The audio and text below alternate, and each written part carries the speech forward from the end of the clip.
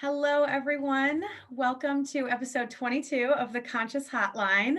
I'm your host, Lakshmi Dadi, and I'm so blessed and grateful to be joined with us today with Ebony, also known on Instagram as Black Yogi Magic, which I love. That's how I found you. And we are going to be talking today about how to harness Shakti energy to eliminate racism in yoga. So thank you. Welcome to the show. Thank you for being here, Ebony. Thank you for having me. And we always love to ask kind of just an opening question to give people insight into who you are. And so today's question is, if you were a flower, in the name of Valentine's Day, I'm thinking about flowers. So I'm like, if you were a flower, what kind of flower would you be? That's a good question. I think maybe, I don't know, probably a sunflower. I love that. Yeah, probably a sunflower. Yeah, because the sunflower is very bright. It's beautiful.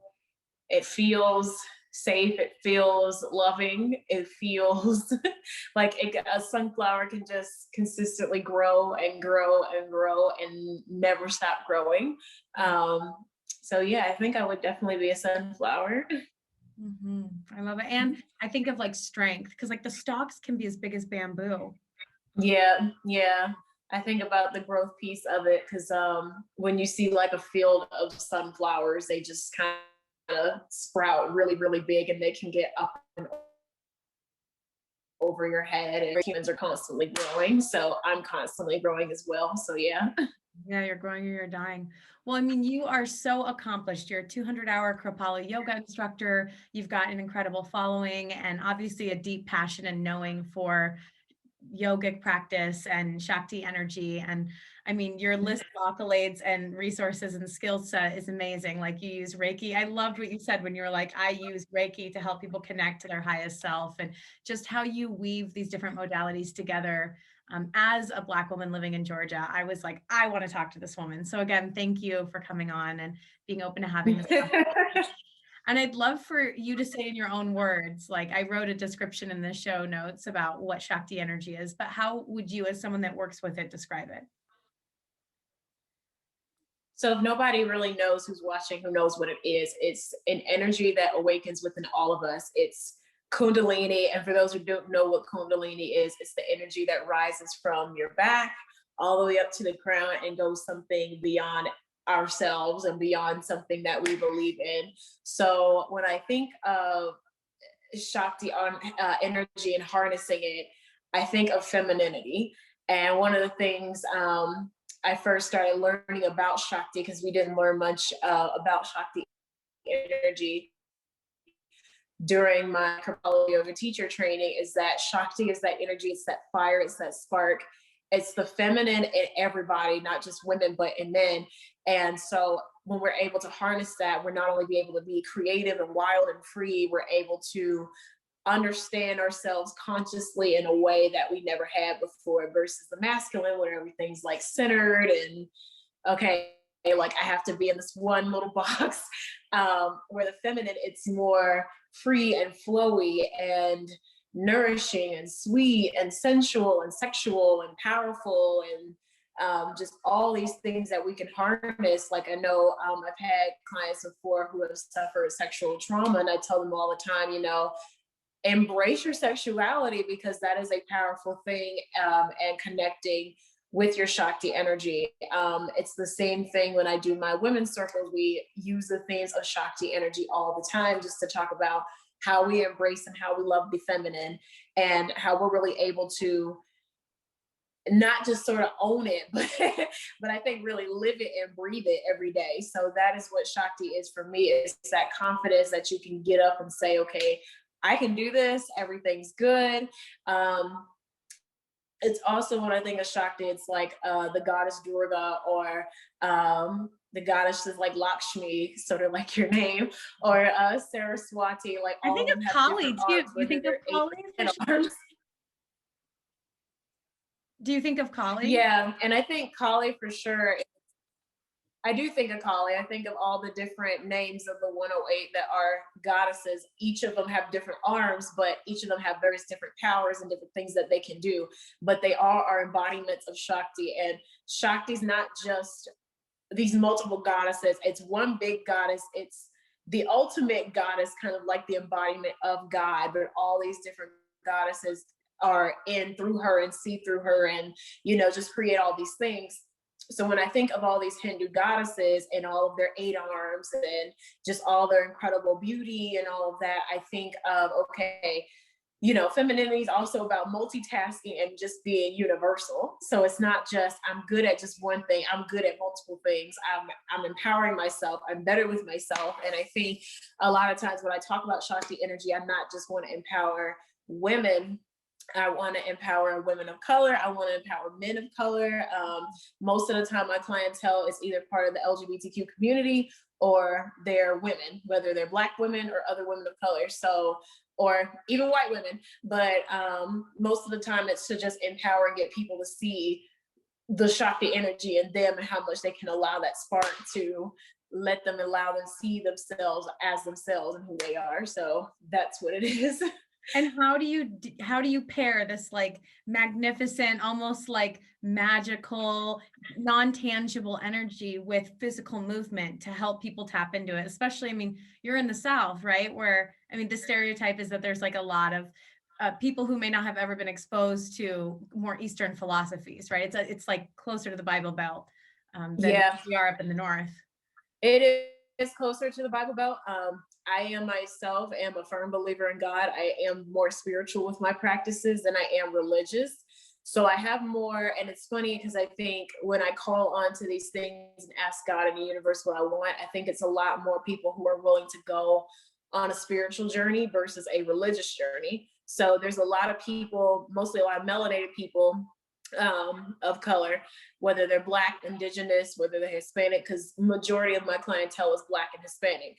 And Asian, but I think most of them are trying to go on this journey and try to understand, okay, what it is that they're searching for. So with every class that I have, whether it's a restorative class, whether it's a hot yoga class, whether it's just a simple Hatha Yoga class, I try to at least get them to hone into the theme of the week. So if there's a theme on abundance, we focus on abundance, and then I remind them what Shakti energy is.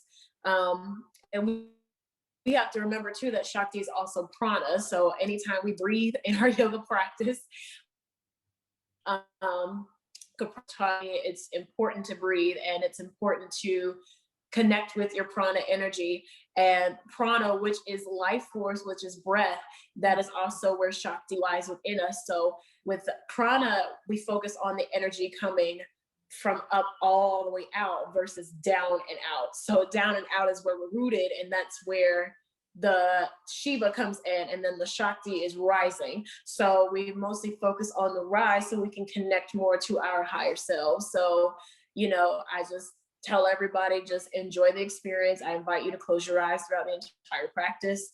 But I think it's just me and my life experiences I've gone through. It's kind of hard to explain once I'm doing the cueing and the sequencing. My voice changes, the attitude in the room changes. Some people even say they get tingles. I've had a few students say they see colors. I've had a few students say they pray throughout the entire practice. I've had a few people, and it was interesting. I had one person that was literally whispering and speaking in tongues. So that was the first time experience for me last year during lockdown. When I heard that, I was like, is she speaking tongues or speaking a different language? But I think that everybody has a different way of connecting to it. So once they kind of like, I don't know what this is, and my Reiki master said, you might just have been tuning your Reiki in with that all along. And I had no idea till I became a practitioner. But I think once people kind of get into the theme, get into the lesson, and follow their breath, everything else doesn't matter, not even the poses. Now, you have some people who are still attached to that whole ego thought process of, I need to do this. I need to do this and I need to Has to do it look this now. And way. Yeah. yeah, it needs to be this way. And I kind of just let them be. But for those who really allow themselves to break open, then it's like, all right, I get it. This isn't just something that's relaxing and to go to sleep with. It's something beyond that. So you'll see a lot of that in my practices. I've even had folks cry, and I'm like, okay, that's fine. Like, that's you connecting the Shakti energy to be vulnerable. Class. Yeah. Yeah. Yeah. It's like, I love yoga. Good cry. Those heart openers, man, they get Yeah, exactly. It's like, and everybody's all apologetic, like, I didn't mean to cry. I'm like, honey, I'm off the floor with tears. Like, come on now. Like, this, it's okay. Like, so I tell people all the time, if you cry, if you get angry, even if you just end up with your eyes rolling the back of your head and you never had that before, that's Kundalini and that's Shakti. And she's talking to you. So let her just speak to you. If you believe in Holy Spirit, then that's Shakti as well. You believe in prana, Sanskrit, that's life force, that's Shakti as well. If you believe in the Holy Ghost, that's Shakti as well. It's all these things that I believe in. I think a lot of people in the South have to realize, like, God is infinite in an infinite space everywhere, not just in church. So yeah. Yes. And it's all one God. Like, the deeper I get into my own religious studies, like, I love God. My dad's Catholic. We go to mass every Friday. But I also, we're Indian, so we worship Lakshmi and Ganesh, and all the different goddesses are all over our house. And like, I'm even looking around my office, I have, like shrines to different gods and goddesses everywhere. And it's all one God. And so I love that you're talking about like bringing that to everyone, because yoga is for everyone. But me, as a white appearing half Indian woman, I struggle with being in super white yoga spaces, especially the exercisey ones, because I'm like, this is not yoga. This is you taking my culture, packaging it to rich white women and making a ton of money, and none of it's going back to the community that originated it. And so that's why I was so excited to talk to you about how you, like, one, are making it accessible to everyone, because it is yoga is for everybody, like boys, girls, children, old people, young people. But then just also that honoring of the lineage of it. And I'm curious how you bring that into your practice as well. Well, first of all, I am just like you, not just with white spaces, but also sometimes, I know a lot of people are going to like look at me sideways, but sometimes in Black spaces as well. Like, I think just in Western spaces in general, we have this thing where we look at other people's cultures and I want to use it. Like, oh, I want to use it. This is beautiful. And some of it is culture appreciation. Other times it's culture appropriation. Like, and I think we have to all like learn and distinguish the difference between it. Like, I know, and I'm trying to be careful with my words. I know, like, a few times I have seen people that look like me, or people that other folks of color using other people's cultures, and even white people. So it's not just white people, it's everybody. But I do feel like, and sometimes in Western society, we see things and look at things like the hennas and we're like, this is cute, I'm gonna wear it. Like, I've worn henna before, but I think I went to an Indian lady to at one point get it done because my friend was celebrating some sort of holiday. At that point, I felt right doing it, because I'm like, well, it's a holiday I'm celebrating and it's not something to be cutesy with. And it was, of course, it was a Muslim Indian woman, because I heard traditionally Muslim Indian women started the whole thing. But I think in a lot of white spaces and a lot of just Western spaces in general, we need to take the time to just listen to what other people have to say, or how other people feel.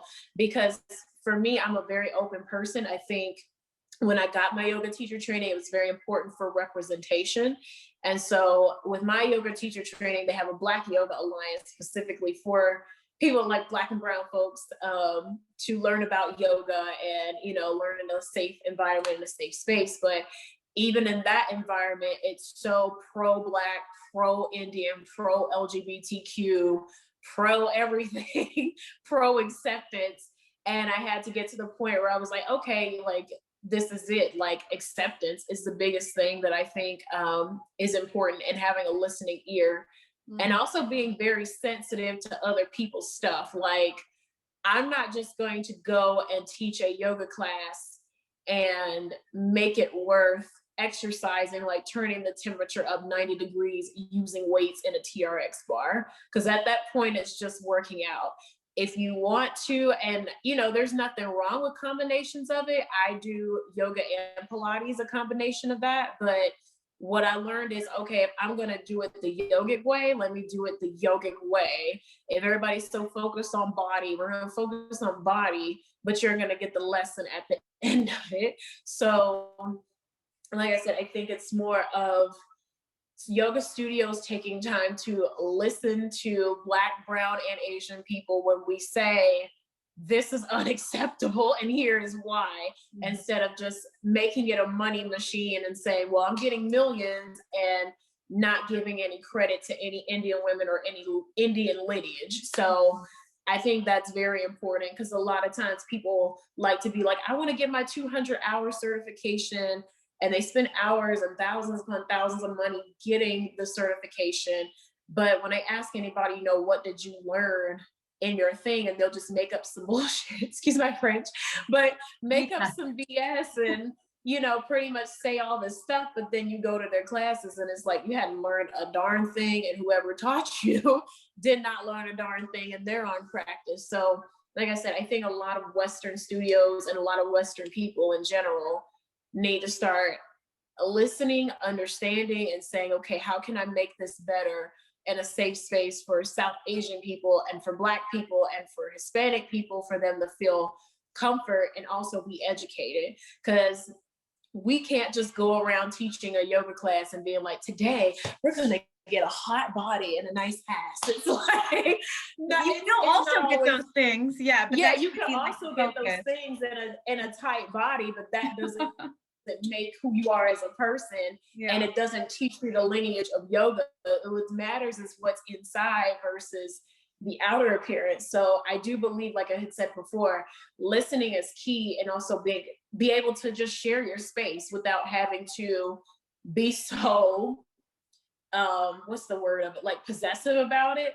I think a lot of times in Western studios, they're very possessive of what they have versus just, this is a quick money maker. No, you can't do anything else outside of this other than what I have as rules set up. Like, be more open. If an Indian person comes to your class, or even somebody who's South Asian comes to your class and says, hey, can I offer some advice? I would like for this, that, and the third to happen. Or, even just doing your own, I'm gonna just say it, like, just do your own research. Look up the Bhagavad Gita, go back to the words of Swami Kripalu. If you don't know who he is, look him up. Or even learn that, like, yoga has been sexist from its inception. Like, yoga, we're not allowed to practice yoga, and like, let's honor that this thing that's now in Western culture, mostly feminine, but in Eastern culture was intentionally kept from women. Yeah, and like intentionally, a power thing. it was intentionally kept from women, I think, because boys needed more discipline back in India, from what I understood, and that's when things like Vinyasa yoga and all that started. But like I said, I think, like you said, everybody needs to have a listening ear and be embracing the fact that yoga is feminine and masculine. The fact that in the Western world, you're supposed to be free enough to express your femininity, but at the same time, how can you do that as a woman of color if you're always shut down at a studio, or it's not really an open space for you to feel like I'm included or somebody's like representing my culture well? So it's important to provide a listening ear and sit back versus being offended all the time or feeling like this is what I'm going to do and somebody can just get over it. It's like, well, and you can't just get over it. Yeah. And another thing I love about what you said is, like, I went to the Black Yoga Alliance, and it's so pro everything, pro LGBTQA, pro everyone. Right. And like, to listen, and vice versa. I think people who are getting it wrong, like recently, one of my dearest friends, she's a yoga teacher, she's a Black woman, and she signed up for a yoga teacher training, decided, I actually only want to be doing yoga from people of color right now. That's just where her heart is. And the studio was like, not wanting to refund her and being like, you're limited in your thoughts, like basically doing that like spiritual stuff where people are like, oh, you and your limiting beliefs. And she's like, no, I just want to support Black businesses. I'm a Black woman. And she ended up like blasting them on the internet, and they ended up refunding her because they were shamed into it. But like, so for those people, right, for those yogic businesses that I would say are getting it wrong, how can they eliminate racism from their yoga practice? Like, the people who maybe don't care or don't know that they don't care or think they care, but then they put this like spiritual lens up to distract them from it. Like, how can we listen to those people and help them eliminate racism from their yoga practice? Yeah, I mean, just be very open. Like I said, like when it shouldn't have to take, and I get so fed up with this, especially with white people who own yoga studios. It's like I get so tired of them saying, yeah, we're totally inclusive, but there's nobody who looks like me or who looks like you or who looks like somebody who is browner than you. Like, we all have to get to the point where it's like, let me drop my ego. If somebody is not happy with this, it does not simply mean I did something wrong. It's because, okay, hey, this is not a settling thing for them, and that's okay. Let me go ahead and help them, give them their refund back, and somebody else can come into my program. Like, it does not have to be a one all end all be all situation. It doesn't have to be one extreme or the other. Like, it could either be, okay, I'm open to it, because you have to put it this way. And I'm gonna just use an example, like a religious example.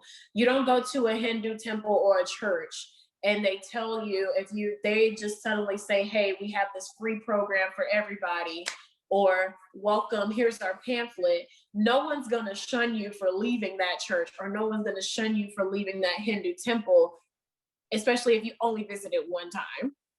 So think of it that way.